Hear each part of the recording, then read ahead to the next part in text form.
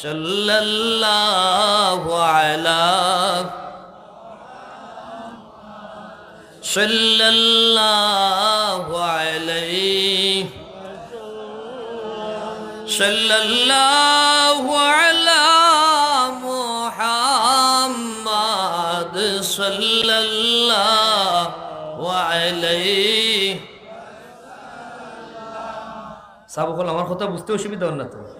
তাইলে মাগরিব পড়িয়া পড়ছুন তো তিনবার, রাদিতু বিল্লাহি রাব্বা ওয়া বিল ইসলামি দীনা ওয়া বি মুহাম্মাদিন সাল্লাল্লাহু আলাইহি ওয়াসাল্লাম নবিয়্যান ওয়া রাসূলা।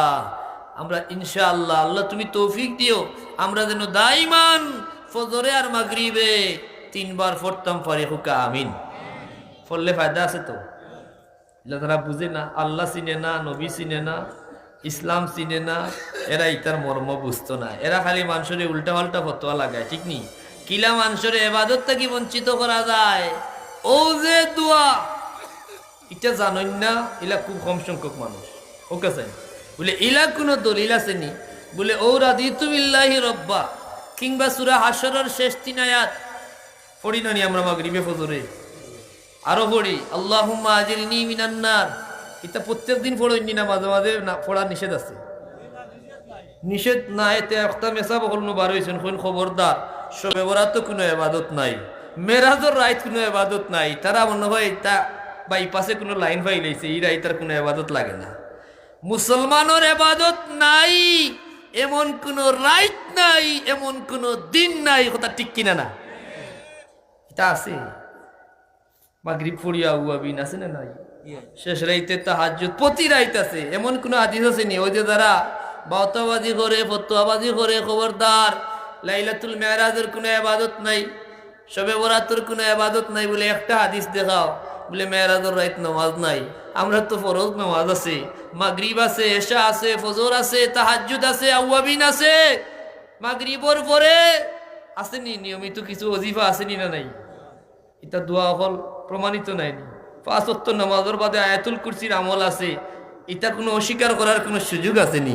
তাইলে ইবাদত নাই হইয়া ইমানদারে নিরুৎসাহিত করা, দুকা দেওয়া, এটা কোনো ইমানদারের কাজ হইতে পারে না। আমরা ইবাদত করি, করব ইনশাআল্লাহ। আল্লাহ মেহেরবানি করছেন। এই মুহূর্তে আমরা রে দয়া করিয়া কিছু সময় কর লাগি আল্লাহ জিক্রুল্লাহর মাহফিল কবুল করছেন। আল্লাহর দরবার ভিক্ষা চাই। আল্লাহ ও দয়াল আল্লাহ, তুমি দয়া করছো, জিক্রুল্লাহর মাহফিল আমরা রে হাজির করছো। আমরা এই হাজিরি রে তোমার ওয়াস্তে বানাও, কবুল আর মঞ্জুর ফরমাও। হোক আমিন। যদি এই হাজিরি কবুল হয়ে যায়, আল্লাহর নবীর হাদিস সাক্ষী, সমস্ত জিন্দগির গুনাহ খাতা মাফ করিয়া দিলেই বা আল্লাহ। সুবহানাল্লাহ হইতো না? খুশি না বেজার?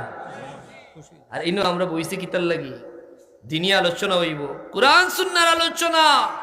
এটা আলোচনার মজলিসও বাড়ি থাকি রওনা দিলেও নেকি লেখা শুরু হয়ে যায়। সুবহানাল্লাহ হইতো না?